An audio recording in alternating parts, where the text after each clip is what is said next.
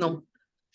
Bonsoir à tous, bienvenue à la dernière session de billets Talks de l'année 2023 que le chapitre AIBA Côte d'Ivoire a organisé pour cette deuxième année. Du coup, aujourd'hui, pour terminer, en tout cas pour clore cette année 2023, nous avons l'honneur de recevoir Monsieur Jean-Noël Ngoua, qui est une personnalité, je dirais, du monde de la supply chain en Côte d'Ivoire. Et le thème de ce jour, c'est le business analyst dans la supply chain. Qu'est-ce qu'il fait? C'est quoi son rôle? Comment est-ce qu'il facilite toute la chaîne de la logistique lorsqu'il est dans un contexte de supply chain? Monsieur Jean-Noël Ngoua nous donnera toutes les informations nécessaires par rapport à ce poste, à cette fonction-là dans ce secteur d'activité. Donc, sans plus tarder, je dis déjà bonsoir Jean-Noël. Merci de nous avoir rejoints. Bonsoir Nadège, bonsoir à tous et à toutes. Du coup, sans plus tarder, je vais lire la bio vraiment de qualité. Vraiment, on a de la chance pour terminer, en tout cas, les billets de cette année-là. Je pense qu'on a du lourd. Donc, entre parenthèses, issu de l'Institut national polytechnique Félix Houphouët-Boigny de Yamoussoukro, où il a obtenu le diplôme d'ingénieur en logistique et transport, Jean-Noël Ngoua est un professionnel de la supply chain, certifié Lean Six Sigma Green Belt et 5S Professional.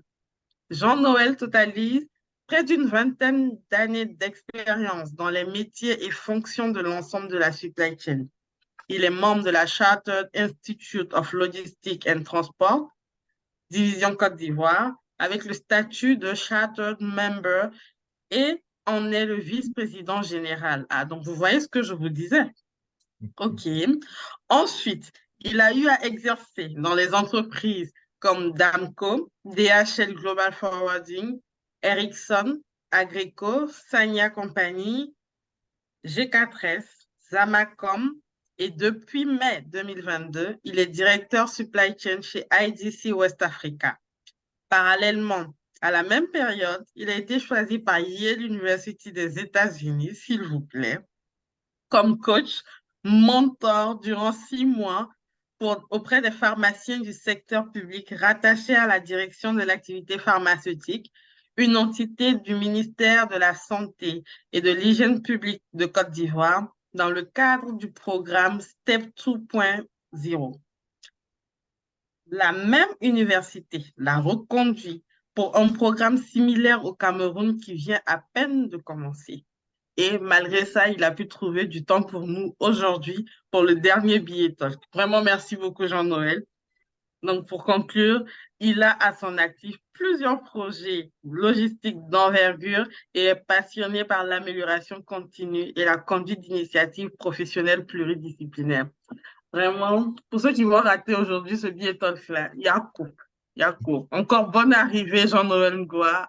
Je te Merci beaucoup. laisse vraiment, the floor is yours, comme on le dit en anglais. Donc, Merci. j'arrête mon partage et je te laisse partager ton écran. Merci beaucoup. Merci. Merci encore à Nadège, que je taquine souvent depuis un bon moment, en tout cas que je taquine beaucoup. Merci à Nadège parce que, bon, on va dire, je l'ai un peu fatigué aussi. Est-ce que vous voyez bien mon écran? 5 sur 5 pour moi. D'accord. Donc, je dis merci à Nadège que j'ai un peu fatigué parce que pendant un bon moment, c'était une course-poursuite pour pouvoir m'avoir et finalement, on a pu trouver un terrain d'entente pour trouver la date. Merci pour l'honneur que vous me faites parce que je ne connaissais pas votre organisation. Je ne la connaissais pas. C'est grâce à Nadège que j'ai découvert votre organisation. Je la remercie pour sa, on va dire, sa constance et puis sa persévérance parce que je sais que comme moi, beaucoup de gens la fatiguent. En tout cas, ce n'est pas forcément de ma faute, c'est quelquefois le temps qui nous manque. Et c'est toujours une joie pour moi hein, de partager le peu que j'ai comme connaissance. Et puis, j'espère que je serai à la hauteur des attentes d'aujourd'hui. Je voudrais, avant de commencer, dire un grand merci au directeur de publication du magazine panafricain Logistique Africa qui est connecté. Donc, Nadège, tu as fait fort, hein, tu as réussi à amener ce monsieur sur ton talk aujourd'hui. d'habitude, il est assez bousculé. Donc, il y a M. Carlos Godefin qui est en ligne. Donc, c'est le directeur de publication du magazine Le Sud Africa. Il est Ah, en ligne. bonsoir, cher directeur. En tout cas, nous sommes honorés de vous avoir sur notre canal ce soir. Merci beaucoup, Jean-Noël, hein. Donc, il est là. Donc, vraiment, je ferai le maximum pour répondre à vos attentes. Et puis, j'espère pouvoir aussi apprendre de vous, connaître votre métier un peu plus, parce que je ne connais que votre métier que du côté supply chain. Je ne connais pas de, on va dire, hors supply chain. J'ai juste une vague idée. J'espère apprendre de vous aussi. Et n'hésitez pas hein, à m'interrompre s'il y a des choses que vous ne comprenez pas. Je parle un peu vite quelquefois. N'hésitez pas à me dire de reprendre. Je n'ai aucun souci là-dessus. Rassurez-vous, je n'ai aucun souci là-dessus. Donc, sur ce, euh, pour toute présentation, il y a un sommaire, hein, donc on commencera par l'introduction pour présenter un peu le contexte de ce thème-là. Ensuite, on va essayer de mieux comprendre la supply chain, parce que ce thème est en vogue. Et récemment, lors de la conférence de presse qui annonçait le salon de la supply chain, on a découvert qu'effectivement, ce n'est pas un thème qui est facile à comprendre, à être utilisé. Donc, c'est pour ça qu'il est important, avant de rentrer dans le vif du sujet, de comprendre ce qu'on appelle la supply chain, comprendre les tenants et aboutissants. Ensuite, on va essayer de définir un peu le rôle et les responsabilités d'un business analyst dans la supply chain. Après, on parlera un peu des méthodologies et des outils qu'utilise un business analyst dans la supply chain. Et enfin, on terminera par des business, par des, on va dire des success stories, des cas pratiques d'entreprises où il y a eu des succès avec le business analyst. Donc, sans plus tarder, on parlera de l'introduction, hein. J'aime bien associer des images et je tiens aussi à signaler que j'ai eu à travailler sur cette présentation avec quelqu'un de très jeune qui est encore à l'école, qui est étudiant à l'INP, je ne sais pas s'il est connecté, il s'appelle Victorien, je ne sais pas s'il est connecté à Beau. C'est lui qui m'a, on va dire, si j'étais un professeur d'université, j'allais dire c'est lui qui a été l'assistant de ce cours-là. Donc, on a travaillé ensemble sur le contenu et voilà, il a été mon assistant pour ce projet. Donc, je tiens à le remercier aussi. Donc, voilà. Donc, parler de supply chain et de business analyst, pour moi, c'est d'essayer de voir un contexte global. Le monde est toujours en train d'évoluer et je ne vous apprends rien. Qui dit que le monde évolue dira aussi en même temps que le monde des affaires aussi évolue avec de nouvelles contraintes, avec de nouveaux défis à relever, avec de nouveaux contextes qui chaque jour deviennent de plus en plus particuliers qu'il faut traiter. Et dans cette veine-là, on a la supply chain qui est la chaîne d'approvisionnement. Donc, on va commencer par éclaircir un peu les thèmes. La supply chain, c'est la chaîne d'approvisionnement. Je vais vous expliquer par la suite. A besoin d'être efficace, non seulement, et d'être aussi efficient, parce que on va dire, c'est au-dessus de l'efficacité. Et cela, pour y arriver, il faut que le business analyst, qui est un acteur incontournable de cette fonction-là, soit au rendez-vous de ces défis-là. On a plusieurs types de données qui sortent de plusieurs processus qui sont intégrés dans la supply chain et il faut pouvoir les traiter à temps, dans le bon ordre et sortir des solutions pertinentes afin que la supply chain soit vraiment, vraiment performante. Donc, plus que jamais, je vous informe que vous êtes la bienvenue dans ce métier. Euh, je vous dirai quelles sont les conditions pour pouvoir exceller dans ce métier à partir de votre fonction de base qui est la supply chain. Et ensemble, on essaiera de comprendre les tenants aboutissants et je vous donnerai aussi des exemples où vous avez performé, vous avez rendu la supply chain excellente.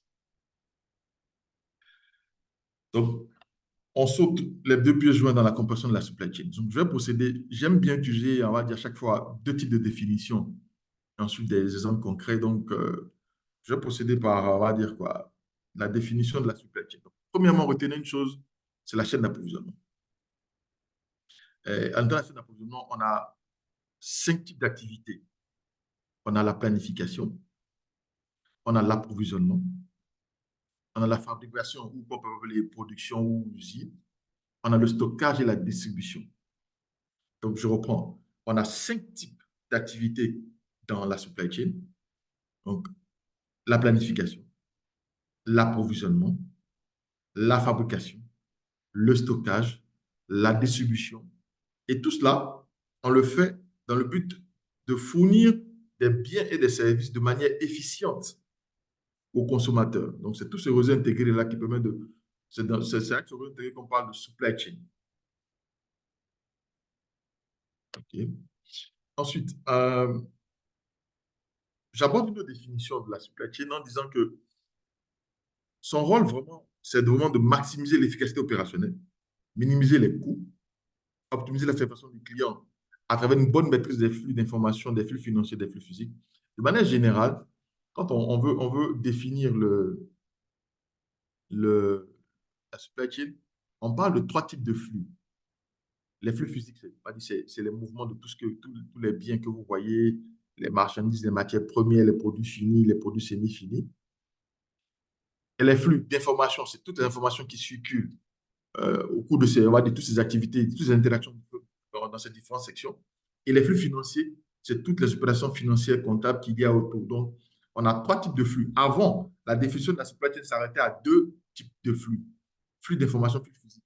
Mais depuis une dizaine d'années, une quinzaine, voire une quinzaine d'années à peu près, on parle plus de flux financiers qui devient le troisième flux qui s'ajoute au niveau de la supply chain. Comme j'ai dit, s'il y a des questions, n'hésitez pas à m'arrêter. Mais je vais poser une petite question en même temps. Est-ce que avant aujourd'hui, vous aviez cette connaissance des activités de la supply chain? Est-ce que parmi vous, c'était avec cette connaissance des activités de la supply chain? Je me jette à l'eau, en tout cas de manière glossaire, hein, parce que, bon, dans le cas de la formation, oui, on a eu à travailler sur des modules de supply chain, mais pas de manière pratique. Avoir de l'expérience dans le secteur de la supply chain, non, pas encore. D'accord. Désiré est toujours là? Oui, je suis là. D'accord. Bon, Euh, moi, à et- mon et- niveau, la supply chain, de façon générale, puisque je côtoyais les ILT, donc j'entendais parler de ça, c'était que bon, ils avaient pour rôle de travailler dans tout ce qui concerne la logistique, l'organisation, mais je n'avais pas en fait les autres aspects que vous avez évoqués en ce qui concerne la planification. Je connaissais plus la distribution. C'était sur cet aspect-là que je mettais plus l'accent. D'accord. Il y a Jean-Philippe Bouni qui a dit pas tous ces éléments. Il peut prendre la parole aussi. Jean-Philippe, tu peux prendre la parole aussi, hein. Bonsoir à tous. Comme je le disais, pas tous ces éléments. Je pense que c'était la semaine dernière même, j'en parlais avec un collègue qui est connecté, Ismaïl, qui est connecté, et voilà, il voulait en savoir plus sur la supply chain. Et donc, je lui disais comme ça que, il y a beaucoup d'éléments, notamment la planification, la production et l'entreposage. Bon, aussi la distribution. Voilà, donc je pense qu'il a dû manquer deux ou trois éléments dans la chaîne que vous avez citée tout à l'heure. D'accord. Bon, D'accord. Aîné, Oui. pour ma part aussi, lorsqu'on faisait les modules de supply chain, on ne mettait jamais la planification avant l'approvisionnement. C'est vraiment nouveau pour moi. Mhm. D'accord. Pour votre information, avec Victorien, c'est Victorien qui a été mon assistant dans ce projet et je le félicite parce qu'il a étudié on va dire, en avant-dernière année de logistique à l'INP, de la même filière que j'ai faite il y a 20 ans. Et il a été très disponible pour qu'on travaille sur ce projet. J'espère qu'il a appris beaucoup sur la méthodologie et puis sur les inputs qu'on a mis ensemble. J'espère. Merci encore, Victorien, pour ta disponibilité. De rien, Aîné, j'ai beaucoup appris. D'accord. OK. Donc, je vais continuer toujours. Donc là, c'est un peu... Voilà, il va falloir que vous compreniez cet aspect. Tout à l'heure, je vais revenir un peu sur les différentes activités pour qu'on puisse mieux comprendre.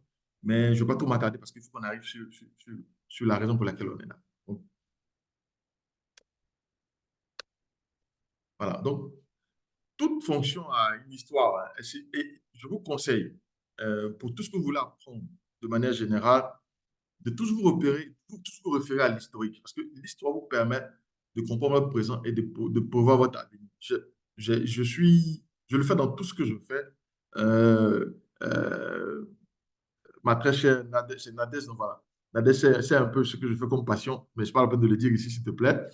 Euh, je m'intéresse toujours à l'histoire. Dans tout ce que vous allez faire, dans tout ce que vous allez apprendre, que ce soit la passion, que ce soit vos métiers, l'histoire va vous donner des guides de guidelines sur ce que vous devez apprendre, de retenir de l'essentiel. Donc, j'essaie de remonter un peu l'histoire.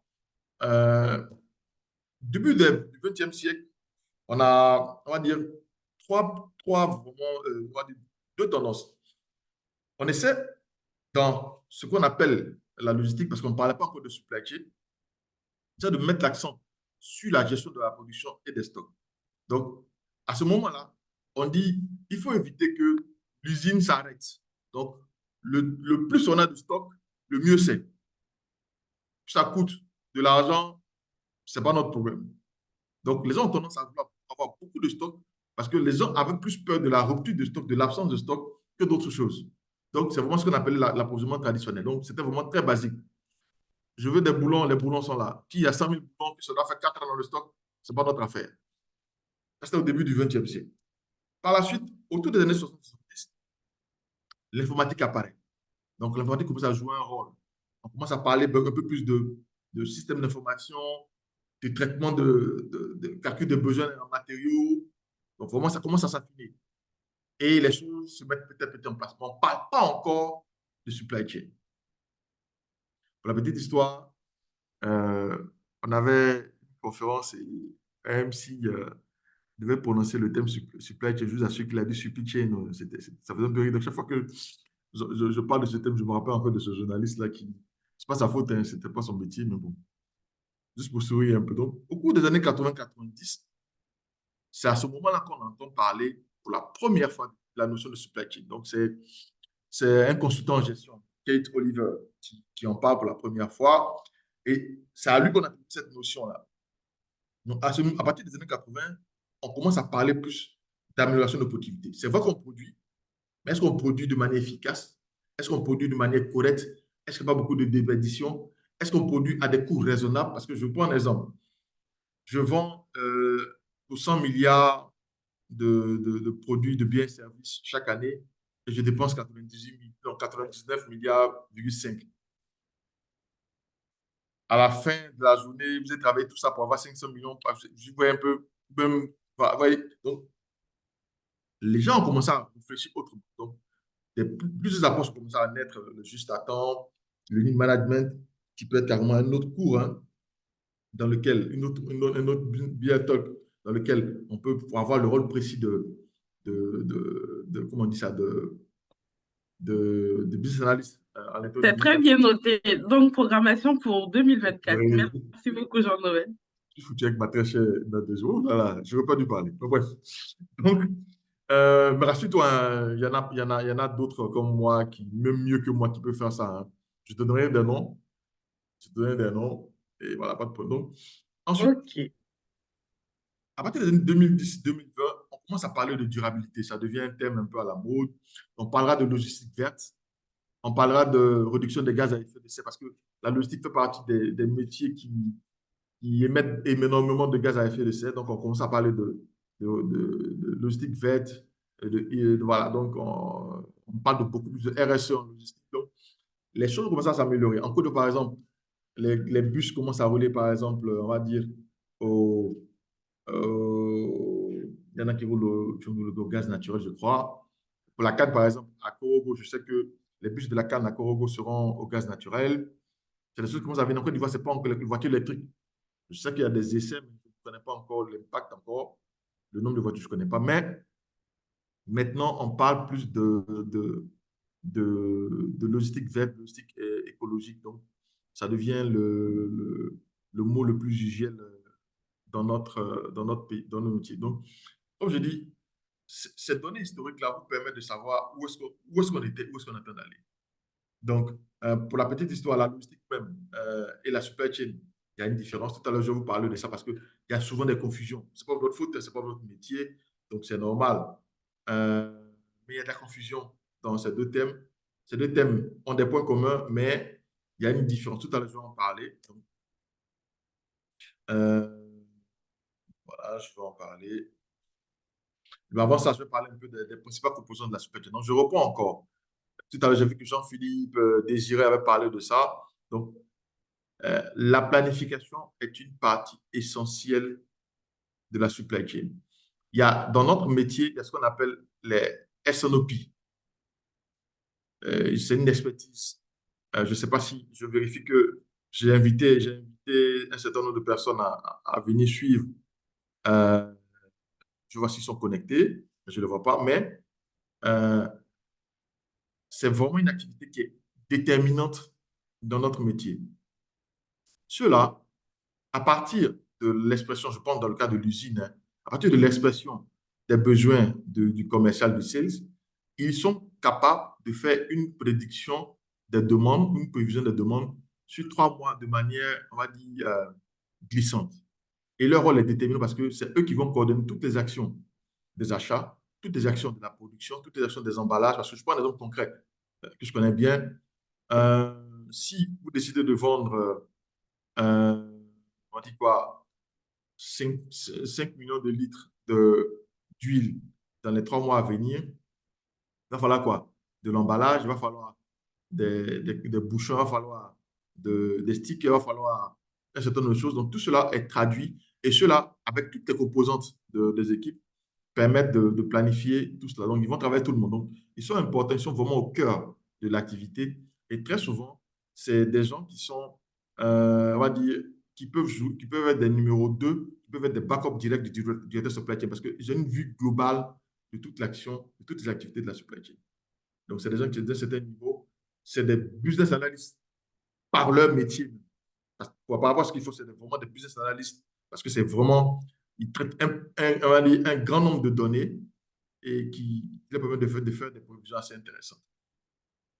L'approvisionnement, c'est l'action on va dire, de recourir à des fournisseurs pour tous les besoins de nos activités dans nos entreprises. Donc, c'est tout le processus derrière qui, qui, qui va se terminer par l'achat direct parce qu'il y a des négociations, il y a des prises de contact, il y a des négociations, il y a on va dire, des, des concessions à faire. Donc, à ce niveau-là, un business analyst, j'enchaîne en même temps, hein, peut travailler sur un tender, on va dire, sur un appel d'offres des marchés, vérifier les tendances de consommation, pouvoir déterminer les quantités utiles, les fournisseurs les plus intéressants pour notre compagnie. Donc, je parle en même temps, à chaque fois, en insistant, en essayant de faire une lumière sur le rôle du business analyst.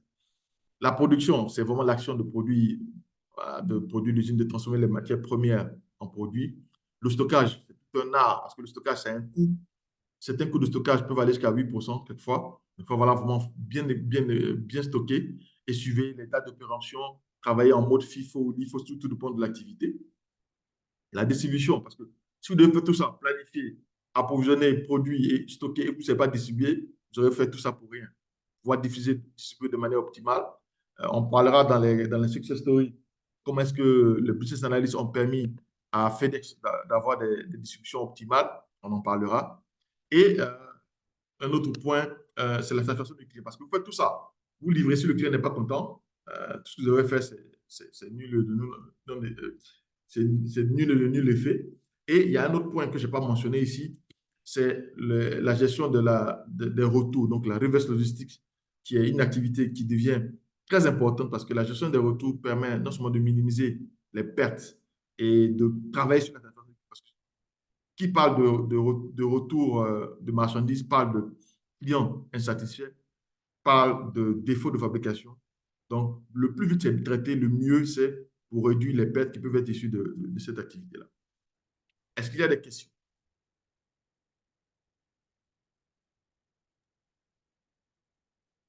Pour le moment, pas de questions. D'accord. Donc, je parle tout à l'heure, je dis qu'il y a une petite confusion entre le thème supply chain et logistique. Donc, je vais essayer de vous éclaircir un peu. Je n'ai pas la prétention de répondre à toutes les questions concernant ces deux points, mais je vais faire de mon mieux pour vous aider. Donc, première des choses que vous retenir, la logistique est une fonction qui fait partie de la supply chain. C'est la première chose qu'il faut retenir. La logistique fait partie de la supply chain. Ce n'est pas la supply chain qui fait partie de la logistique. C'est un. De deux, c'est un processus qui est interne donc, au sein de l'entreprise, mais qu'on peut externaliser. On peut confier à, je prends un exemple concret, On peut confier, par exemple, tout ce qui est activité de dédouanement à un commissionnaire agréé. On peut confier tout activité de transport à l'extérieur. Donc, c'est quelque chose qu'on peut externaliser. Autre point qu'on peut citer par rapport à la logistique, c'est que cette fonction englobe le transport des marchandises qui entrent, des marchandises qui sortent, le stockage, le dédouanement, tout ce qui est activité vraiment, on va dire, physique, qui parle beaucoup plus de flux physique. Et puis, on parlera aussi de points qui est commun aussi à la supply chain, qui est la satisfaction du client. Maintenant, la supply chain, la différence principale, c'est qu'elle a une vue stratégique par rapport à la logistique, par rapport aux achats et par rapport à la planification. Donc, elle va au-delà de la logistique. Donc, il y a une collaboration avec de nombreux partenaires. Elle met l'accent sur une approche innovante et des économies à chaque étape du processus. On a parlé tout à l'heure de ce qu'elle englobe. Et un accent prononcé sur l'avantage concurrentiel. Donc, et le point commun de ces deux-là, c'est la satisfaction du client en mettant la marchandise sur le marché et à la demande du client. Voici la différence particulière et le point commun entre la supply chain et la logistique. Donc, les business analysts aiment beaucoup les chiffres. Hein. Donc, je me suis dit qu'il fallait que je fasse un petit slide sur les chiffres. Donc, améliorer la performance de la supply chain de 1% permet à une entreprise d'avoir une augmentation de 5 à 10% de la marge bénéficiaire brute. Juste 1%.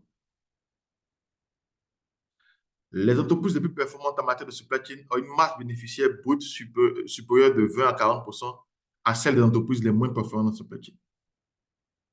79% des entreprises estiment que leur supply chain est une source de différenciation concurrentielle et que l'expérience client est le principal avantage concurrentiel d'une supply chain efficace. Voici 3 données. Il y en a une liste. Hein. Ces données ne sont pas une liste exhaustive. Je vais m'arrêter à ces 3 points-là pour vous montrer l'impact d'une supply chain qui est au top. Voilà. Je vais m'arrêter là à partir de ce slide-là. J'en profite pour. Là, je parle surtout ici des chiffres que vous voyez là. C'est surtout les solutions technologiques liées à la supply chain. Donc, ça n'inclut pas les dépenses de la supply chain. Donc, c'est vraiment des solutions technologiques qui sont, donc, tout ce qui est logiciel, application, un certain nombre de choses. Donc, la taille du marché en 2022, j'aime bien utiliser les données de Precedence Research parce que je fais pas mal d'études sur la supply chain, donc j'aime bien utiliser les données. Donc, il nous faut une projection de 2022 à 2032. Donc, en termes de progression, donc là, actuellement, on va dire qu'on a le marché en 2022 était à environ 25,74 milliards de dollars. Je parle en milliards de dollars. La taille du marché dans 10 ans sera de 72 millions de dollars, pratiquement, on va dire 3 fois le marché de 2022. Le taux de croissance qui sera de 10%. Un taux de croissance acceptable déjà, qu'on estime bon, c'est autour de 4%. Là, on parle de 10 ou 10,9%, voire 11%. Donc, c'est extraordinaire. Et l'augmentation de la technologie moderne de communication, c'est vraiment une opportunité. Donc, tout ce qui est intelligence artificielle, tout ce qui est voilà, tout ce qui est calcul de données. Donc, ce genre de choses-là. Donc, ce métier-là, c'est un métier d'avenir et vous avez intérêt à y être. On ne peut pas parler de supply chain sans parler de crise de Covid, hein, parce que c'est un tournant. Et c'est là que beaucoup de personnes ont découvert notre métier dans une circonstance particulière. Donc, qu'est-ce qui s'est passé? Qu'est-ce que la logistique a pu faire pendant cette crise de Covid-là? Donc, il y a eu une adaptation des chaînes d'approvisionnement. Donc, rapidement, les gens ont dû adapter leur chaîne d'approvisionnement pour éviter les fermetures d'usines. Donc, il y a eu pas mal de modifications de process et il y a eu une diversification de sources d'approvisionnement. Tous ceux qui avaient l'habitude d'avoir un seul fournisseur, par exemple, sur un seul continent, ont dû chercher d'autres fournisseurs dans d'autres pays. Par exemple, si tu n'avais qu'un fournisseur, tes fournisseurs n'étaient qu'en Chine, à un moment donné, tu peux travailler pendant plusieurs mois. Il a fallu se réinventer, carrément la chaîne d'approvisionnement. Et tout ce qui est technologie a été vraiment utilisé pour vraiment permettre une résilience accrue de la supply chain. Donc, tout ce qui est, par exemple, livraison à domicile s'est développé. Internet des objets, vous connaissez mieux que moi. On a eu un grand boom à ce niveau-là. Et c'est vrai que la crise de la COVID a été difficile pour tout le monde, mais pour certaines entreprises, elles ont fait des chiffres d'affaires que vous ne pouvez pas imaginer. Et pour terminer sur ce point-là, il y a toute une redéfinition des réseaux logistiques, hein. Donc, les itinéraires ont pu être revus. Il y a eu plusieurs plans A, B, C. On raisonnait beaucoup plus en mode, on va dire, en worst case scénario, parce que c'était vraiment un worst case scénario. Et finalement, on a pu sortir de cette crise grâce à Dieu. Puis bon, voilà, les choses évoluent et tous les corps de métier, y compris la supply chain, ont essayé de redéfinir leurs objectifs. Donc, quels sont les défis de la supply chain? Il y en a pratiquement 5. Donc, la fluctuation de la demande. La demande, elle est tout en fluctuante et puis, pour plusieurs raisons, elle peut connaître, on va dire, des changements quelquefois imprévisibles. Donc, c'est un des défis de la supply chain. Et c'est en cela que le traitement des données multiformes et multisources permet aux business analysts de vraiment faire de bonnes prévisions pour permettre aux décideurs de la supply chain de prendre des décisions véritables. La gestion des stocks, qui a été un gros problème pendant la crise de la COVID, fait partie des défis de la supply chain. Des solutions sont trouvées, mais il faut toujours s'attendre à des situations particulières. La satisfaction du client et la rentabilité de la structure, c'est quelque chose qui est déterminant, qui est un défi continuel de la supply chain. La vitesse de la supply chain, c'est aussi un défi. Donc, pouvoir avoir les informations à temps et avoir les meilleures informations à temps. Et ensuite, maintenant, le dernier point, la gestion des risques. Parce qu'on a découvert à l'occasion de la COVID qu'il y avait nécessité d'avoir une gestion des risques particulière pour la supply chain. Je parle seul depuis, alors que Nadège, que je suis très timide. Il n'y a pas de questions, ça me rend encore plus timide. Pas de questions? Je pense que les questions vont commencer avec le rôle et les responsabilités d'un business analyst dans la supply chain. D'accord. Donc, je commence à trembler alors. OK. Donc, je continue. Donc, je remercie encore Mamadou Anne qui nous rejoint, qui fait partie on va dire, de l'une des références de SNOP, donc tout ce qui est planning, qui est une référence actuellement en Côte d'Ivoire et même en Afrique de l'Ouest, je dirais, en termes de planning. C'est l'un des experts. À la base, il est ingénieur logisticien, mais dans son métier, il fait beaucoup de business analyst. Donc, c'est quelqu'un qui pourra faire une intervention après pour vous dire un peu en quoi est-ce que le business analyst, de son point de vue, joue un rôle un peu déterminant. Il ne parle qu'avec les chiffres, avec les tableurs, avec le Power BI. Voilà, il pourra vous faire, si Nadège le permet, à la fin, une intervention par rapport à cela. Donc, Bien évidemment. voilà. Mamadou, donc, je t'ai vendu là. Donc, j'ai vu ton nom, je t'ai vendu là. Voilà. C'est sûr. Voilà. Là, tu nous suis depuis l'Afrique du Sud, c'est ça, non? Ou bien Côte d'Ivoire? J'aime plus où tu es. Bon, d'accord. Il va le dire tout à l'heure. Donc, on va essayer de citer quelques rôles de business analyst dans la supply chain. Vous les faites déjà, certains le font déjà, et je pense que ça a encouragé. Déjà, en parenthèse, qui ici, au niveau de votre association, travaille dans une activité, dans un département supply chain ou une société de supply chain?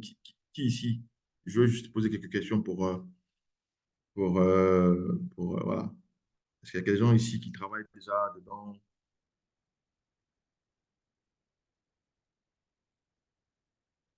Personne? Ou qui souhaite travailler dans la supply chain? J'essaie de lire un peu le commentaire. Ah, Boli, Michael, Didier, tu peux peut-être nous en parler, dire un peu, tu peux nous dire un peu ce que tu fais déjà? Vas-y, Michael. C'est Michael, non? Tu peux prendre le micro, tu peux ouvrir le micro si Nadège est d'accord, hein, pour en parler un peu. Dans le conseil, qu'est-ce que tu fais particulièrement dans la supply chain? Qu'est-ce que tu fais? Ah, ou bien tu es dans le conseil, tu n'es pas encore dans la supply chain, c'est ça? Mais vas-y, tu Voilà, peux. je suis dans le conseil, mais pas encore dans la supply chain. Voilà. Ah, mais tu peux vraiment venir, c'est ça? Pourquoi pas? Moi, je pense que j'aime bien les défis. En fait, quand j'écoute ça, Mhm. quand je parle de gestion, des coûts, de tout ce qui est chaîne d'approvisionnement. Bon, ça me paraît quand même quelque chose de passionnant.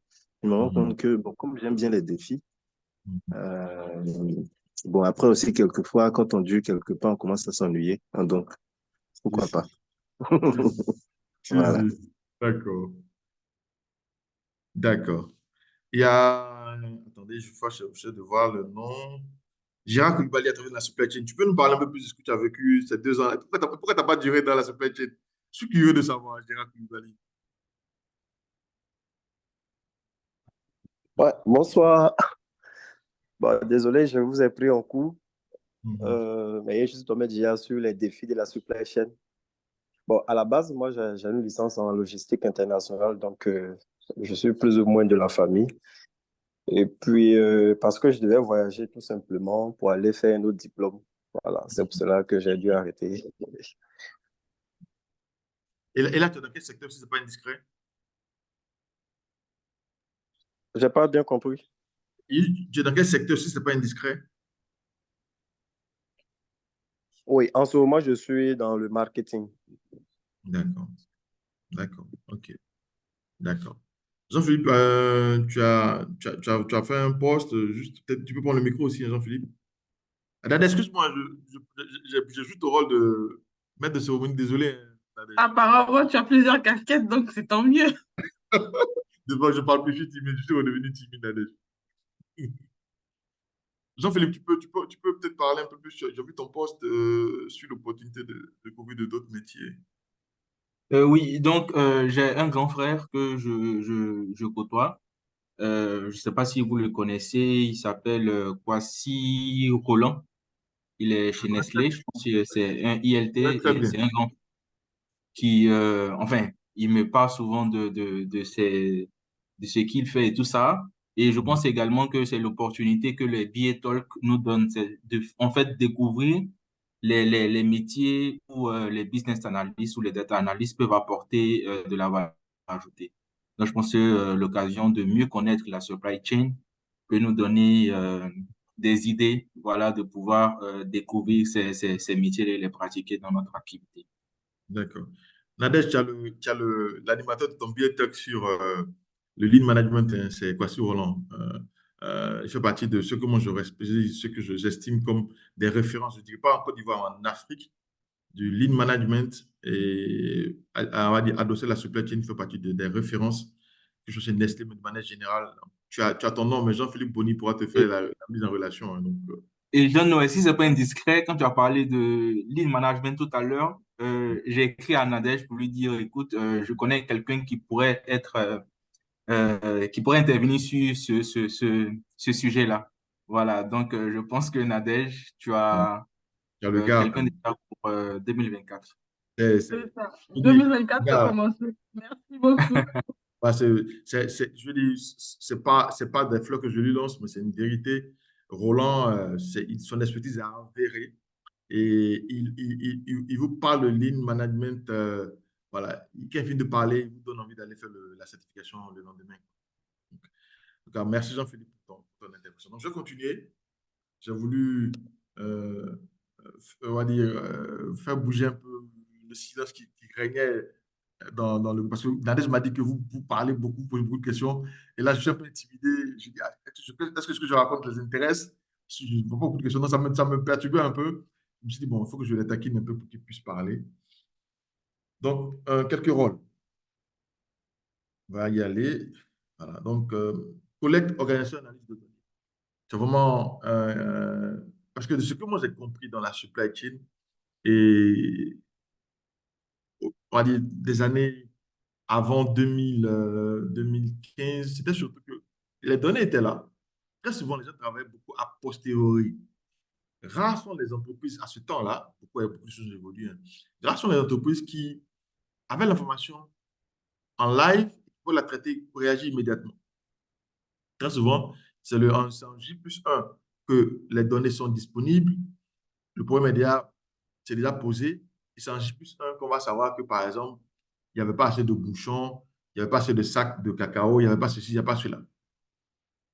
Donc, il est important pour le business analyst de pouvoir collecter l'information, que je recommande vraiment en temps réel, les organiser parce que ne s'agit pas seulement d'avoir les informations.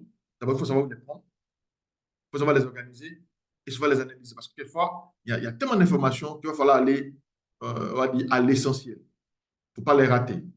Donc, ça, c'est la première. Donc, ensuite, il faut pouvoir modéliser, optimiser tous les processus. C'est quelque chose que je pense qui vous est enseigné dans vos différentes formations de business analyst parce que du processus découle, on va dire, tout l'environnement. Non. Vas-y, Nadège, je dis. Modélisation, optimisation, on met la cartographie. Voilà. Voilà. C'est vraiment important parce que euh, c'est là-bas qu'on peut découvrir les maladies des systèmes. C'est là-bas qu'on peut faire l'analyse donc, les maladies se trouvent dans ces endroits bien précis, dans ces organes. Donc, vraiment, je vous le recommande de vraiment vous perfectionner à ce niveau-là. Il y a plusieurs méthodes. Hein. Il y a beaucoup d'autres méthodes qui sont en train de sortir. Il y a des swimlay. Il y a pas mal d'autres méthodes qui sont en train de sortir. Et il va falloir que vous creusez, mettez-vous à jour. Votre information dans tous les métiers du monde, chaque 18 mois à peu près, selon une analyse, il y a un nouveau concept qui sort. Donc, si vous ne révisez pas vos concepts, dans 5 ans, ce que vous connaissez sur le business analyst, là, ça va être très caduque. Donc, comme on dit, à bon entendeur, salut. Ensuite, on va développer des modèles prédictifs et des outils analytiques pour améliorer la planification de la demande, la gestion des stocks et la gestion des ressources. Nos gardes SNOP, Season Operation Planning. Donc, Mamadou Anne pourra en parler. Je ne sais pas s'il peut en parler dès maintenant parce que c'est vraiment déterminant. Mamadou, tu peux peut-être parler de ce point-là un peu pour vu ton expérience particulière, s'il te plaît. Si Nadège me le permet, s'il te plaît. Bien D'accord, sûr. Annick, qu'est-ce que tu fais déjà, s'il te plaît? Si, le point, développer des modèles prédictifs et des outils analytiques pour améliorer la planification de la demande, la gestion des stocks et la gestion des ressources. Ce point, le point 3 qui est là, qui est affiché. Je peux parler juste un peu de ça. D'accord. D'accord. Donc, Annick, comme tu l'as si bien dit au début, hein, le point de départ, en fait, de tout processus supply chain, c'est en fait comment est-ce qu'on évalue la demande. Et c'est ce qui va driver tout ce qui est processus de transformation, d'approvisionnement et de production pour la mise à disposition, en fait, sur le marché.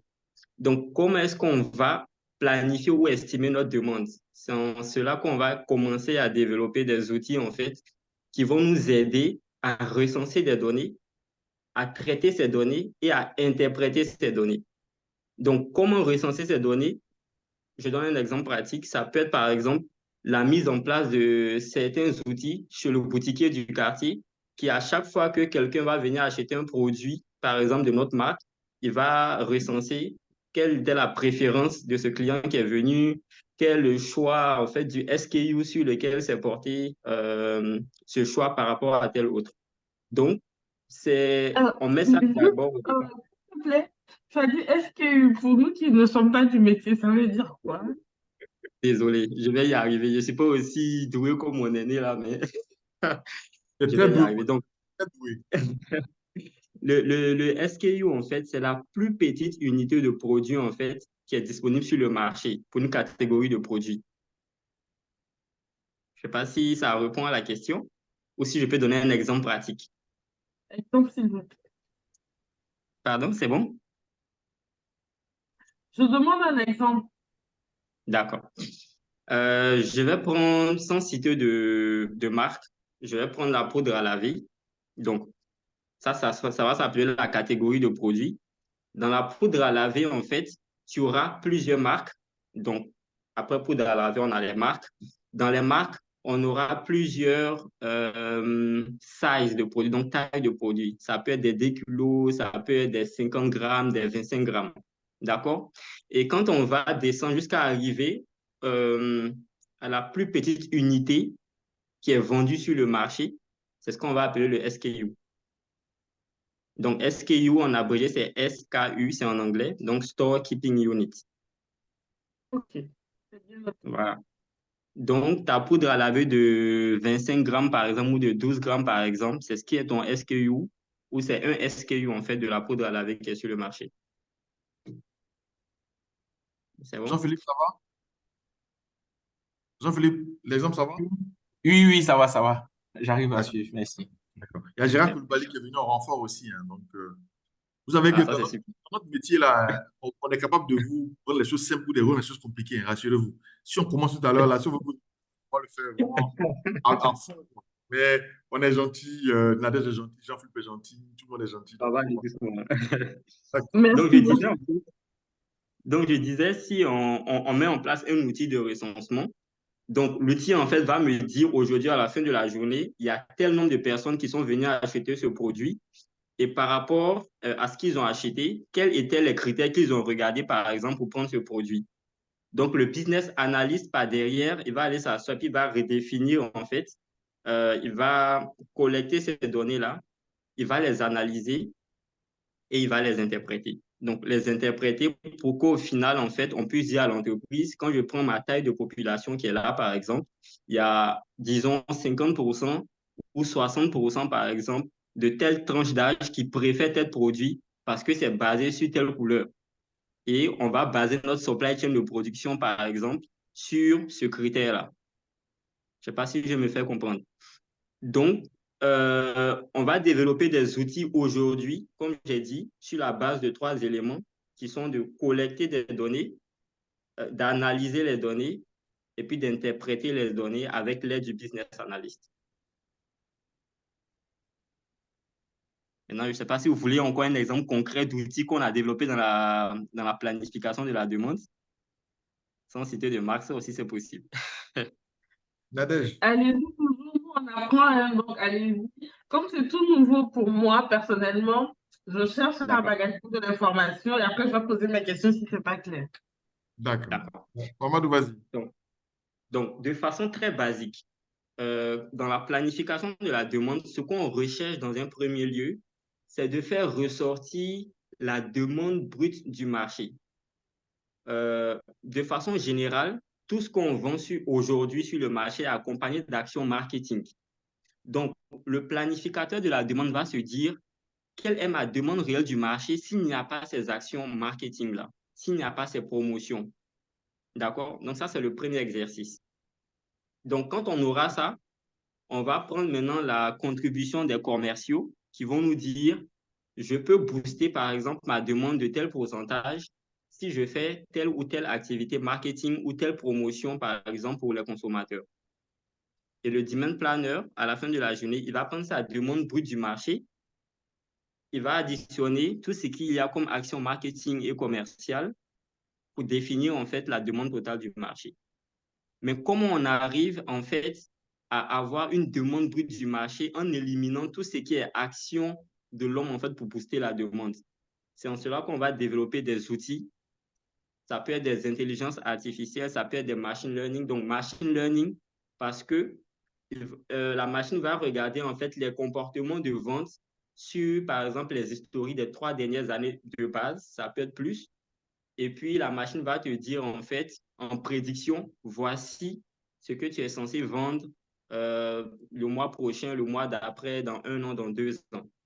Donc, ça, c'est les prédictions des machine learning.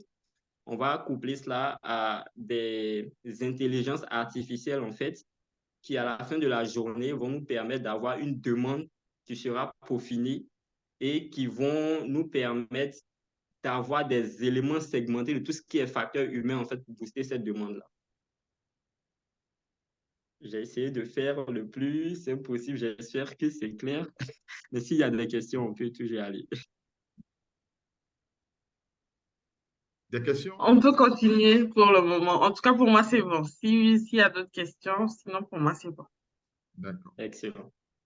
Donc, en fait, Merci, Adèle. après maintenant, avec tout ça, il faut pouvoir sortir il faut être capable d'élaborer des rapports, des tableaux de bord sur toutes les performances de la supply chain. Et c'est vraiment un rôle assez important. Moi, quand j'étais à Zamacom, pour pas faire de publicité, j'avais un business analyst qui est après devenu pratiquement mon adjoint. Et il avait à charge de développer un certain nombre de tableaux de bord que je voyais tous les matins et qui me donnaient la santé de la supply chain que je dirigeais. Donc, c'est extrêmement important de pouvoir avoir ce tableau de bord pertinent là pour toutes les directions, y compris la supply chain. Donc, Mamadou, on a parlé tout à l'heure. Après, derrière, il y a, on va dire, le day-to-day, il y a la projection, mais derrière aussi, il y a un aspect projet, il y a un aspect, on va dire, cost saving qui est important dans la supply chain. C'est vraiment, on travaille sur le day-to-day, on travaille sur la projection de 3 à 6 mois, 1 an, mais derrière, il y a des activités de, de remise en cause. Ça s'appelle remise en cause. Parce que pouvoir savoir si ce que je fais est rentable, c'est vraiment une remise en cause. Pouvoir savoir si ce que je fais me rapporte de l'argent et est-ce que je peux gagner plus d'argent, c'est vraiment une remise en cause. Et je suis aussi, je parlais aussi des questions de, on va dire, de recherche et développement. Je vais en parler dans les success stories tout à l'heure, un cas pratique que vous avez vu, mais je vais vous parler un peu du travail qui a été fait derrière pour qu'on arrive à cela. Et le rôle aussi du business analyst, c'est derrière tout ce qui est nouveau système technologique lié à la gestion d'entrepôt, lié à la gestion même de la supply chain. Donc, le WMS, c'est le Warehouse Management System, c'est tout ce qui est application ERP qui travaille dans la gestion des entrepôts. Le business analyst est au cœur de ce genre de projet-là. Parce que c'est lui qui va dire, c'est le milieu de terrain. Dans le match de foot, dans le football, je ne suis pas très bon connaisseur de football, mais celui qui joue le rôle, il va aider la défense, il va aider l'attaque. Donc, il est important que ce gars-là soit vraiment à ce milieu. Donc, voici les différents rôles, à peu près, que peut jouer un business analyst. Quelques compétences que ce gars, bon, désolé, hein, Nadège, j'ai failli dire, que cette personne doit avoir. Donc, d'abord, il faut connaître le métier. Parce que si vous ne connaissez pas le métier, vous allez passer à côté de quelque chose. C'est pareil, hein, si vous devez travailler dans l'économétrie, vous devez connaître le métier. Si vous devez travailler dans la médecine, vous devez connaître le métier. Vous devez connaître ce métier-là de manière approfondie. Connaître les processus, connaître les interactions et vraiment aller au fond pour comprendre ce métier-là, qui est assez particulier. Il n'est pas difficile, il est complexe parce qu'il y a plusieurs choses à brasser en même temps, mais il est intéressant de le connaître. Ensuite, compétences d'analyse de données, ça vous l'avez déjà, ça n'a pas besoin de rentrer dans les détails, vous êtes expert mieux que nous.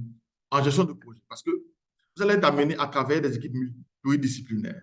Moi, il m'est arrivé de travailler avec à la fois des comptables, des gars de production, des gars de maintenance, vraiment avoir de bonnes notions de gestion de projet parce que si vous n'en avez pas, vous allez ramer et toutes vos idées vont devoir passer à l'eau. Donc, c'est important d'avoir ces compétences de gestion de projet. Je pense que de plus en plus, les business analystes que moi j'ai eu à croiser, il n'y en a pas beaucoup que j'ai croisé, mais ceux que j'ai croisés ont de très bonnes connaissances de gestion de projet. Et de manière générale, je conseillerais à tout le monde, à tous ceux qui se lancent dans l'entreprise, d'avoir un mode de gestion de projet parce que vous êtes amené à faire de l'interaction avec pas mal de personnes. Modélisation et simulation, c'est votre dada, hein. C'est quelque chose que vous devez améliorer. Il y a pas mal d'outils actuellement. Ne vous contentez pas de ce que vous avez appris sur les bancs seulement. Il y a pas mal d'outils informatiques qui sont là, qui peuvent vous aider à aller plus loin. On ne réinvente pas la roue. Je ne cherche pas à réinventer la roue. Aujourd'hui, quand j'entends certaines personnes qui disent non, je n'utilise pas l'intelligence artificielle parce qu'ils risquent de prendre les données de mon ordinateur, vont piloter. Je dis, bon, franchement, c'est comme nos parents à qui on a donné le miroir et puis bon, ils ont donné tous nos parents, tous nos arrière-grands-parents. L'IA est là, tout le monde l'utilise pour des préjugés plus ou moins fantaisistes. On laisse passer les choses. Bref, c'est mon idée. Ensuite, compétence en communication. C'est vraiment important. Mamadou fait face à ça à tout moment actuellement. Il y a une chose qui est très importante. Vous pouvez avoir toutes ces connaissances. Mais si vous ne savez pas communiquer avec la hiérarchie, avec vos différentes parties prenantes, tout ce que vous allez faire va tomber à l'eau. Je veux rajouter que c'est un point très important parce que l'une des premières compétences, en tout cas du business analyst, ça reste la communication. Et ça, c'est mon professeur de l'université qui me l'a dit. Première leçon, le premier rôle d'un business analyst, c'est de communiquer. Donc, en tout cas, tu as raison sur ce point-là, vraiment. Communication, ça, c'est en top de liste, en fait, parce que les communications, les interactions avec les humains, c'est très important pour le business analyst de comprendre qui est son interlocuteur en face de lui, comment en fait gérer toute la communication durant un projet, durant une phase particulière d'un projet ou d'une demande. Donc, c'est important la communication. Merci Nadège, merci pour ces compléments d'information. Ensuite, compétences en gestion de ressources. Forcément, à un moment donné, vous allez faire changer les choses. Vous savez que naturellement, les gens sont résistants au changement, hein. Il va falloir avoir des compétences en gestion de changement. Il ne s'agit pas forcément d'être un expert. Si vous l'êtes, tant mieux. Si vous ne l'êtes pas, vous devez avoir on va dire, le minimum, parce que forcément, dans une position de business analyst, vous allez faire bouger les choses. Pas forcément, on va dire, avec l'assentiment de tout le monde, mais parce que vous devez faire bouger, parce que le business en a besoin. Donc, vous devez avoir ces compétences en gestion de changement, du change management. Le changement, il s'impose, hein. C'est pas, on ne négocie pas forcément. On peut négocier à un moment donné, mais à un moment donné, le changement doit s'imposer. Parce que si, avant quoi, il n'y a pas de toi, c'est la même chose, bon, ça ne sert à rien que vous soyez toujours embauché, quoi. Si va la vie. Problem solving. Vraiment, je vous le recommande. Il y a pas mal de, de, de, de techniques. Et récemment, mon ami, directeur de publication de logistique qui est connecté sur le pseudo de Africa Aero, m'a parlé de design thinking. Je pense que Nadège, cette notion-là, vous la connaissez mieux que moi, je pense. Design thinking, c'est ça? Oui, oui, oui, c'est ça. Voilà. Ça vous aidera énormément aussi dans le problem solving, parce que le problem solving, c'est vrai que le problème est déjà là. Design thinking, ça permet de développer tout ce qui est innovation, mais je pense que combiner le design thinking et le problem solving, c'est vraiment... Voilà, il faut se mettre en mode je suis là pour résoudre des problèmes. Parce qu'il n'y a pas de problème, on va vous embaucher. Voilà. S'il n'y a pas de problème, vous ne serez pas là en train de bosser, quoi. Donc, vraiment, il faut avoir cette compétence. Il y a pas mal de formations, pas mal de choses. On pourra en faire un débat. Nadège, je n'ai pas dit de noter ça pour le prochain bientôt, s'il te plaît. On pourra en faire- J'avais déjà commencé à noter, mais bon. Nadège est trop rapide. C'est quelque chose, c'est en fait, dans le monde professionnel, dans le monde associatif et dans le monde, on va dire, habituel, là, il va falloir avoir cette compétence parce que les conflits, il y en aura toujours. Les problèmes, il y en aura toujours. Pouvoir passer ces problèmes pour avancer. Il va falloir vous mettre en mode problem solver. Ça va beaucoup vous aider.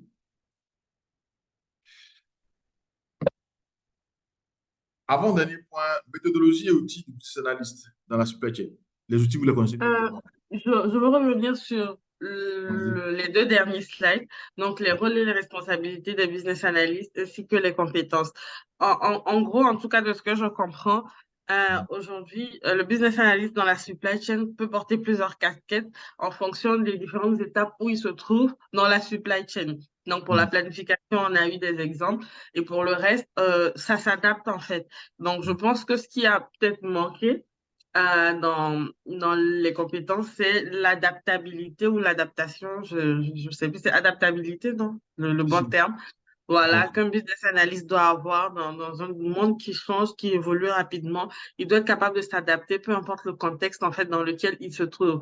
Et généralement, on nous appelle des agents de changement. C'est-à-dire que quand on arrive dans une fonction, dans un département, notre première task là sur la to-do list, c'est de pouvoir comprendre, bien entendu, le domaine dans lequel on évolue et aussi identifier les opportunités d'amélioration. Donc, ça fait que rapidement, le business analyst commence à porter la casquette de gestionnaire de changement parce qu'il identifie les opportunités de changement, il met en place une feuille de route pour pouvoir développer tout ce qui est conduite au changement. Donc, je pense qu'en réalité, le business analyst, à la fin de ta présentation et de ce que je comprends, reste en fait un élément très important dans l'évolution d'une supply chain, peu importe le contexte dans lequel il est positionné. C'est Exact. ma grande lecture, en tout cas pour le moment. Exact. Exact. Exact. Exact. D'autres interventions sur ce point à la suite de Nadège?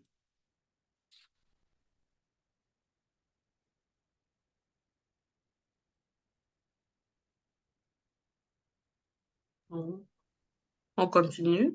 D'accord. Donc, méthodologie et outils du business analyst, hein. Ça, vous savez déjà, hein. C'est juste un rappel pour vous, hein, vous, les gens du métier. C'est juste un rappel pour vous, c'est pas quelque chose de nouveau. Donc, quelques méthodologies que je vais citer. Analyse de processus. Il y a pas mal de méthodes, il y a pas mal il y a plusieurs choses. Il y a le Gemba, il y a le X-Matrix, il y a énormément il y a le Swimlane. Franchement, les méthodes, il y en a tellement. Et euh, en toute chose, ce que je vous devez retenir dans l'analyse de processus, c'est le bon sens. Vous pouvez ne pas connaître toutes ces méthodes-là, mais ayez juste du bon sens. Le bon sens, c'est essentiel pour comprendre un problème. Donc, comme je dis, il y a pas mal d'exemples que vous pouvez utiliser. Voilà. Analyse de données. Par rapport à vous, je suis, comme on dit à Abidjan, je suis votre petit frère dans l'analyse de données, parce que vous êtes outillé plus que moi. Moi, je fais vraiment de l'analyse de données, on va dire, vraiment très sectorielle dans mon métier. Vous avez une large gamme de méthodologies d'analyse de données, donc c'est quelque chose que vous avez déjà comme méthodologie, pas besoin de vous apporter quelque chose. Analyse des risques. Ce point-là, je vais insister là-dessus. Que ce soit dans la supply chain, que ce soit dans tous les autres métiers, avec ce que nous avons vu dans cette affaire de Covid-là, la Covid ou le Covid, je ne sais même plus, il va falloir que tout le monde, chaque métier, chaque fonction intègre la fonction analyse de risque et puisse l'évaluer en fonction des contraintes qu'il aura définies au départ. Parce que vous pouvez être en train de fonctionner correctement et une situation involontaire peut venir perturber votre fonctionnement. Donc, il est important, dans tout ce que vous faites, vous élaborer un tableau d'analyse des risques pour non seulement vous donner du coffre, vous permettre de beaucoup évoluer, et puis pour informer votre hiérarchie et toutes vos parties prenantes afin de mettre tout le monde, on va dire, au fait de toutes les situations qui peuvent arriver. Et c'est dans cela qu'il faut toujours définir des plans de continuité que je vais qualifier, je prends à deux niveaux. Il y a un plan de continuité purement, on va dire, HR, qui va vous permettre de pouvoir dire, OK, je suis business analyst, voici ma fonction et il me faut pouvoir continuer à travailler si un tel n'est pas là. Donc, c'est là que je vais parler de matrice de polyvalence. Donc, pour moi, l'analyse de risque doit se définir à des niveaux. Donc, une analyse de risque avec une solution directe qui est pouvoir faire une matrice de polyvalence des personnes qu'on dirige ou des personnes avec qui on interagit. Par exemple, si la personne des achats n'est pas là, qui peut la remplacer? Celui qui va la remplacer, celui que je propose, est-ce qu'il a les compétences? S'il n'a pas les compétences, qu'est-ce qu'il faut que cette personne ait pour pouvoir atteindre ses compétences, pouvoir définir une matrice de polyvalence qui va faire que si un acteur n'est pas là, il y a un backup qui peut se permettre de continuer à travailler. Dans les organisations que j'ai remarquées en Côte d'Ivoire, très peu ont des matrices de polyvalence ou très peu, on va dire, font évoluer le matrice de polyvalence. On peut dire par exemple, le directeur supply chain, celui qui peut remplacer Saint-Tel, mais on ne le capacite pas pour qu'il puisse avoir les compétences pour pouvoir le remplacer. Des fois, par exemple, de peur que le gars à le remplacer. Excusez-moi, c'est une des âneries que j'entends le plus, mais bon, je ne sais pas pourquoi les gens le font. Moi, j'estime que plus le gars est bien formé, moi, il me permet, par exemple, les mercredis, d'aller m'asseoir à Chini, quoi. Il faut partager la connaissance. Parce que plus les gens sont formés, mieux ça vous permet d'évoluer dans votre, comment on dit ça, dans votre métier. Et ça permet à ces personnes-là de pouvoir évoluer. Plus vous évoluez, vous donnez la place à d'autres personnes d'évoluer. Quand vous stagnez, les autres ne peuvent pas évoluer. Et puis, ne soyez pas étonné qu'après, les gens quittent votre entreprise. Les gens ont besoin de mouvement, ont besoin d'avancer. 10 ans, même pour 15 ans, même poste, ça ne sert à rien. Partagez la connaissance, vous allez voir que les gens vont. Donc, un autre côté d'analyse de risque, c'est le plan de continuité. Il faut faire un plan de continuité pour que, quels que soient les problèmes qu'il peut y avoir dans votre métier, absence, situation de crise dans le pays ou problème de maladie, épidémie, quoi que ce soit, l'activité puisse continuer. Les autres risques, ça peut être des risques d'autres financiers, des risques d'autres matériels. Par exemple, si le serveur a touché, ou avoir des bases de données, ou avoir des backups, pas mal de choses. Donc, vraiment analyser. Il y a des méthodologies d'analyse de risque. Hein. Je ne suis pas un expert, je connais les méthodes concernant mon métier, mais je ne suis pas un expert global de l'analyse des risques. Mais il y en a qui savent le faire. Il y a maintenant une fonction qui commence à être déployée maintenant sur le compliance manager. Je crois que c'est une fonction qui est alliée à la fois, qui est en train de regrouper à la fois la fonction d'audit interne, de contrôle de gestion. Il y a pas mal de fonctions qui sont en train de regrouper de compliance manager maintenant. Donc, voilà. Les autres outils, moi, les deux que je conseille, que je connais le mieux, c'est le Excel et Power BI parce que il y a pas mal de choses qu'on peut traiter derrière. vous avez les Python, vous avez les R. Bon, ça, vraiment, comme je dis, si je parle là, je risque de vous insulter. Je risque même de me tromper devant vous, de bégayer devant vous. Ça, je vous laisse parler. Mais les outils, vous les connaissez. Mamadou a d'autres outils qui peut peut-être parler, dont tu peux parler maintenant, je ne sais pas, si ici, il est là, parler d'autres outils. On a des outils, d'autres outils, tu peux en parler. Mais voilà, quelques outils, comme je dis, cette partie-là, vraiment, vous les connaissez. Maintenant, il faut pouvoir faire un lien entre ça et puis toutes les compétences et tous les rôles que je vous ai définis tout à l'heure. Et voilà. Mamadou, tu as des outils encore à présenter à nos amis. Mamadou est là? Je ne sais pas s'il est là, je n'arrive pas à voir. Oui, je suis là, je suis là, je suis là, Nick. Vas-y. Oui, Si tu as des outils à outils, les outils que j'ai, c'est purement pour la planification de la demande. Donc, Mhm, j'ai trois outils. Le mhm. premier, en fait, c'est ce qu'on va appeler APO, donc Advanced Planning Optimization, qui est un module de SAP, donc on va dire SAP.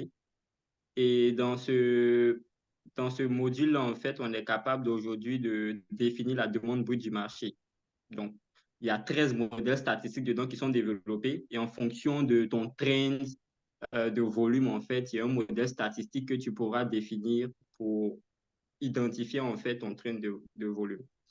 Le Euh, deuxième que je vais citer, Mamadou, il faut vous expliquer le trend, c'est la tendance. Il faut vous expliquer le trend parce la que tendance, faut pas que Nadège je suis essaie de l'embrouiller. désolé, sincèrement désolé. Donc, la tendance, voilà. Mhm. Comme je l'ai dit, avec APO, on a 13 modèles statistiques. En fonction de la tendance des historiques, on peut utiliser un des 13 modèles, en fait, pour prédire, en fait, la tendance à venir. Donc, ça, c'est APO. Le deuxième que je vais citer, c'est Anaplan. Donc, dans Anaplan, en fait, on peut, si vous voulez, quantifier tout ce qui va venir en additionnel sur la demande brute du marché. Donc, si c'est un changement de volume par rapport à un changement de prix, par rapport à une saison particulière qu'on a à une période de l'année, par rapport à, je ne sais pas, un phénomène qui se passe, par exemple, 31 décembre, on consomme beaucoup plus. Donc, c'est dans Anaplan que tu vas et puis tu renseignes ces données-là. Et puis, enfin, on a un outil aujourd'hui qui est très développé, qui est du end-to-end planning qu'on appelle Kinaxis, qui lui va te permettre de synthétiser tout ce que APO fait et puis Anaplan fait. Voilà. Donc, ce sont ces trois outils-là que je pourrais conseiller. Et puis, bon, voilà, c'est les outils les plus utilisés aujourd'hui dans la planification de la demande. D'accord. Intéressant. Donc, de ce que je comprends jusqu'à présent, et vous me clarifiez si je me trompe, c'est-à-dire qu'en fonction même dans le volet planification, le business analyst peut avoir plusieurs casquettes. Il peut avoir une casquette de data analyst, il peut avoir une casquette de business process analyst, donc dans la mesure où il travaille sur tous les flux, en fait, d'informations qui doivent interagir dans cette planification-là. Il peut aussi avoir la casquette de business system analyst où il va gérer en fait tout ce qui est cahier de charge, déploiement de nouvelles solutions. Donc, je Voilà. comprends que le business analyst peut être multipotentiel dans une supply chain, peu importe le niveau dans lequel il est situé. Mais la plus grosse partie, pas la plus grosse partie, mais du moins en tout cas, ce qu'on a mis en lumière aujourd'hui, c'est la planification où il a un rôle crucial C'est ça. dans la fonction. C'est ça. Et Exact. je peux donner encore un autre exemple en fin de chaîne, par exemple, où il intervient. Par exemple, comme c'est lui qui va monitorer en fait les gaspillages qu'on fait de nos matières, en fait, ou de nos produits finis.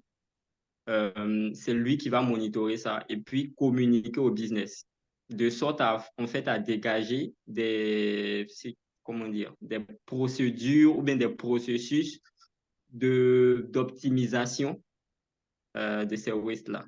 Donc, c'est le business analyst dans certaines entreprises, dans la plupart, je dirais, qui gère cet aspect-là aussi.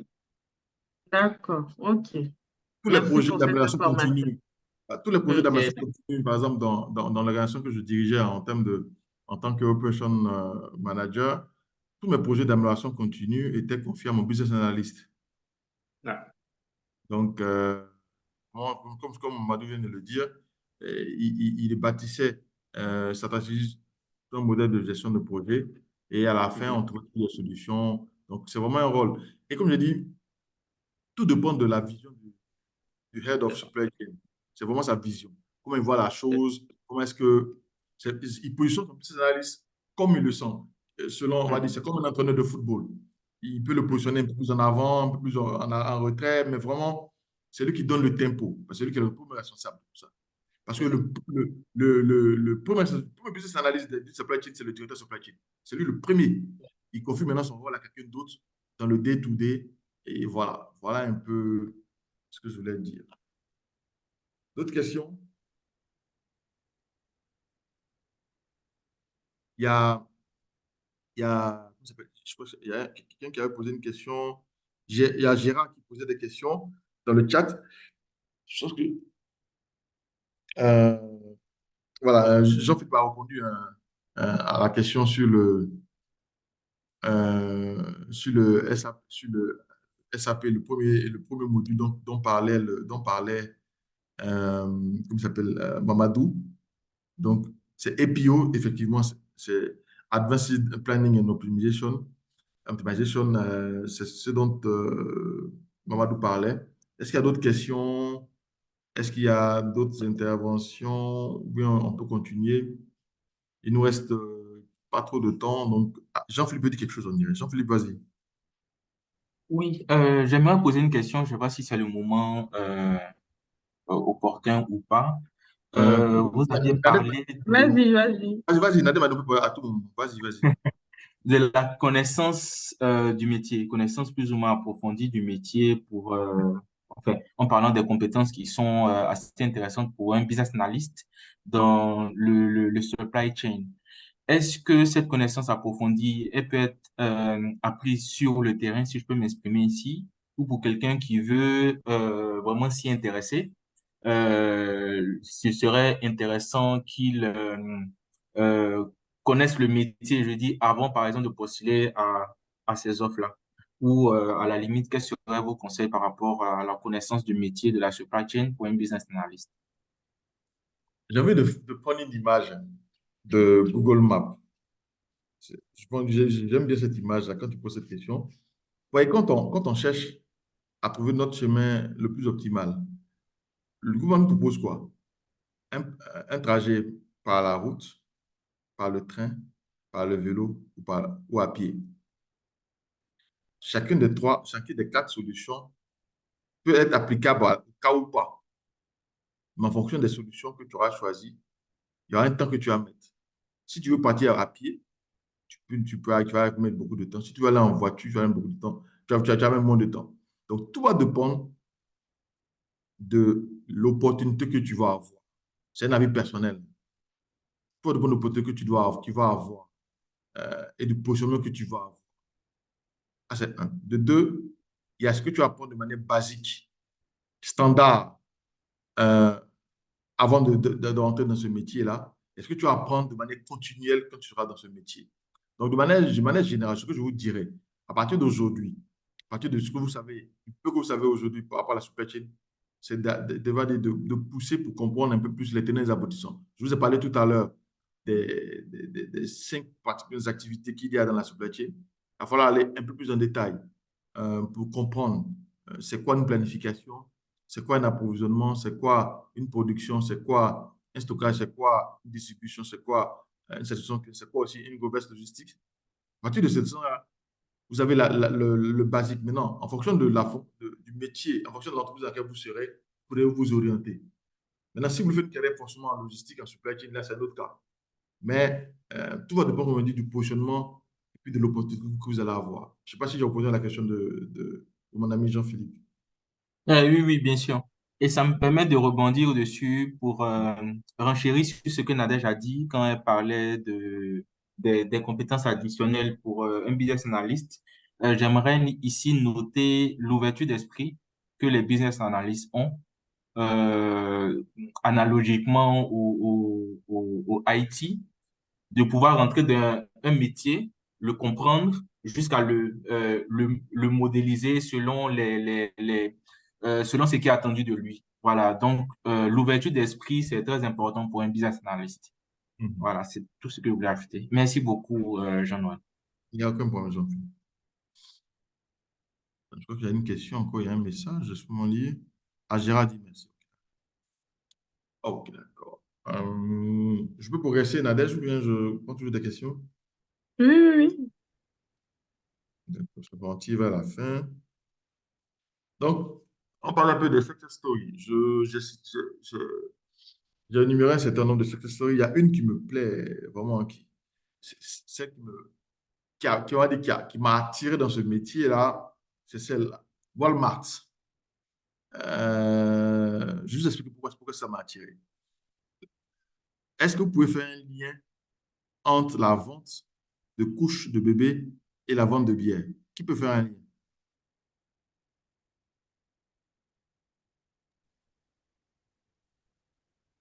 Qui se lance? Jean-Philippe? Ouais, je pense que je vais tricher un peu parce que j'ai déjà entendu ça, si je ne me trompe D'accord. pas. Vas-y, vas-y. Cette relation-là, c'est que les mamans envoyaient les papas pour aller acheter les couches pour leur bébé. Mhm. Et du coup, vu que c'était des papas, et je pense, enfin, je sais plus si c'était notamment les week-ends ou pas, donc ils ont profité en fait pour prendre leur paquet de bière. Voilà, donc c'est vraiment ça la relation. Je sais pas si je l'ai bien raconté. À 95%. Super. Effectivement, les ventes de bière ont augmenté quand on a rapproché le rayon de bière au rayon de couches de bébé. Pourquoi? Parce que comme tu l'as dit, c'était les papas qui venaient, les jeunes papas là, qui venaient payer les couches.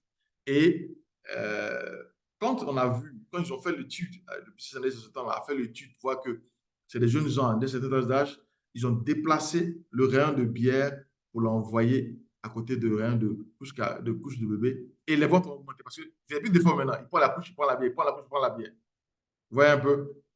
Donc cet exemple-là m'a marqué parce que, on va dire, pour un profane, ne peut jamais imaginer, sans avoir fait un traitement de business analyst, que la vente de bière et la vente de couches peuvent être liées. Bon, à Yopougon, on sait quel genre de vente on peut faire. Bon, je suis un gars de Yopougon, j'ai grandi à Yopougon, je sais que je suis plus là, mais Yopougon, on sait qu'il y a deux choses qu'on met ensemble, ça marche, n'est-ce pas? Jean-Philippe, n'est-ce pas? Jean-Philippe rigole. Si, si. Si, si. Vous êtes d'accord avec moi? Voilà, Nadège, tu vois de quoi je parle? Si, si, si, je vois. Voilà. Là, pas besoin d'être un business analyst, mais ça va que si on met les deux choses ensemble, aucun problème, il y aura une augmentation des ventes. Voilà. Juste pour rigoler. Pas toujours être trop sérieux aussi, c'est pas toujours bon. Ensuite, je vais parler un peu d'une société qui est connue aussi, qui fait pas mal de belles choses aussi. Donc, attendez, je ferme. Voilà. Qui connaît peut-être un Gamble? Qui les connaît? Moi, Vas-y, parle un peu d'eux, s'il te plaît. je pense que ils vendent aussi. En tout cas, c'est une grosse multinationale qui fabrique plusieurs produits dans les pâtes dentifrice. Donc, je pense que tout le monde qui a déjà utilisé une pâte dentifrice doit connaître Protect and Gamble. Voilà. Voilà. Donc, ils ont réussi on va dire, à améliorer le coût de distribution pour, en fait, pour pouvoir sortir des plus-values en termes de bénéfices. Donc, c'est sous l'initiative de David Taylor que ça a été fait. Euh, Ça a été une très grande. C'était parti, on va dire, de business analyst. Je n'ai pas les noms de ces personnes-là pour vous étayer, mais le DG à ce temps-là, c'était celui-là. Celui qui a fait, on va dire, qui a mis en exergue le métier de business analyst chez Walmart, c'était Doug Mylon ou Milon, je ne sais plus trop. FedEx, qui connaît FedEx? FedEx, c'est un concurrent de DHL, pour ne citer que cela. FedEx a beaucoup amélioré ses itinéraires de livraison. Parce que vous savez que toutes les entreprises de dispatching, de livraison express, c'est là qu'ils font faire les dons. À partir des analyses prédictives, à partir des outils d'analyse prédictive, ils ont permis d'optimiser tout leur circuit de livraison qui font qu'ils ont fait des grosses économies d'échelle. Donc, FedEx fait partie des grandes entreprises. General Electric, moi, je connais General Electric par rapport à un de ses anciens, comment on dit ça, c'est un patron, un de ses anciens patrons que moi j'ai beaucoup aimé, Jack Welch, je ne sais pas si vous le connaissez. Vous connaissez l'histoire de Jack Welch? Sur la petite parenthèse, c'est une source de motivation pour moi. Qui connaît l'histoire de Jack Welch, l'ancien PDG de General Electric? Bon, je vous la partage. Jack Welch, il a été PDG de General Electric. Comment? Vous savez, chez General Electric, ils avaient une pratique 3 ans, deux ou 3 ans avant la nomination de nouveau PDG. Il y avait un dernier entretien qui se faisait entre le PDG actuel et, on va dire, 5 prétendants. Et le bureau du PDG se trouvait en haut et les prétendants étaient dans tous les étages. Donc, ils ont appelé tout le monde. Il y avait une seule question que le PDG posait. Il disait, par exemple, il dit, bonjour Nadège, toi et moi, on prend l'avion s'écrase. Quand tu vois les 4 autres prétendants, là, qui peut prendre la place pour diriger General Electric? Donc, Jean-Philippe va venir. Bon, Nadège va dire Jean-Philippe pas jaune, parce que. Donc, chacun dit. Et le total de la liste, c'était Jack Welch. Le total, le gars, on ne comptait même pas sur lui. Il a juste complété les 5. Quand il a posé la question, il dit, Monsieur le PDG, moi, je suis sorti de l'avion et j'ai venu diriger l'entreprise. Voici comment ce gars est devenu PDG de General Electric. Est-ce que, quand le gars a dit l'avion va s'écraser, est-ce qu'il a dit ils vont mourir? Est-ce qu'il a dit ils vont mourir? Non. Et Jack a compris. Jack a dit, je sors de l'avion, je vais diriger l'entreprise. Si le PDG, il a les pieds cassés là, c'est pas son problème. Lui, c'est que il sort de l'avion, il vient diriger l'entreprise. Et voilà comment ce monsieur-là a révolutionné General Electric, qui est en train de péricliter dans les chiffres. Donc, à General Electric, Lawrence, qui était PDG à ce temps-là, a fait d'énormes progrès. C'est vrai que les progrès ne se font pas toujours, on va dire, sans casser les œufs, mais en termes de ressentiment, on va dire, on va dire ça, c'est un bon terme, en termes d'une orientation nouvelle des activités, avec tout ce qui est analyse prédictive et analyse historique de ces équipes au niveau de la supply chain, ils ont pu redéfinir, ils ont pu redonner un nouveau souffle à General. IBM, tout le monde connaît IBM, hein. En premier lieu, mes amis de BA Talk, IBM est une entreprise qui est très connue et c'est vrai que elle a connu des situations particulières, mais en termes de distribution, en termes d'orientation, en termes d'approvisionnement pour la mise en place de leurs nouveaux outils qui proposaient, la supply chain et par ricochet, le business analyst a permis d'avoir une analyse pertinente pour pouvoir faire des choix stratégiques. Toyota, pareil. Zara Group, que vous connaissez aussi. Zara Group, qu'est-ce qu'ils ont eu à faire entre-temps? C'est vraiment au niveau du traitement des données de vente et du comportement des consommateurs, comme on a remarqué au niveau de Walmart. C'était vraiment déterminant à ce niveau-là. Et voici des exemples il y a Coca-Cola, il y en a plein d'autres encore, hein, mais j'ai voulu prendre ces exemples clés-là, vous dire un peu ce que le business analyst a pu faire dans la supply chain et dont l'impact a été vraiment important. Donc, en conclusion, la supply chain est importante, est essentielle pour le bien-être de l'entreprise. L'activité du business analyst est un point central et incontournable de cette activité-là. La chose la plus importante, c'est de connaître votre métier et de vraiment vous attacher de toutes les compétences nécessaires que j'ai eu à citer. Et à partir de là, vous serez, on va dire, au top de votre activité. Et comme on dit, je vous remercie. Merci, Nadège. Merci beaucoup, Jean-Noël, pour cet échange très enrichissant. Merci à Mamadou, Jean-Philippe et les autres pour votre contribution. Je pense qu'à la fin de cette session, c'est un peu plus clair pour tout un chacun. Si c'est pas clair, posez les questions du rôle du business analyst dans la supply chain. On a beaucoup parlé de de la fonction planification. C'est ce que moi j'ai retenu en tout cas. Mais je sais aussi qu'à la fin de la chaîne, le business analyst peut intervenir dans la gestion et l'optimisation des pertes. Donc, merci beaucoup Jean-Noël. Merci Victor, c'est Victorien. Merci Mamadou pour votre contribution au succès en tout cas de ce dernier billet talk-là.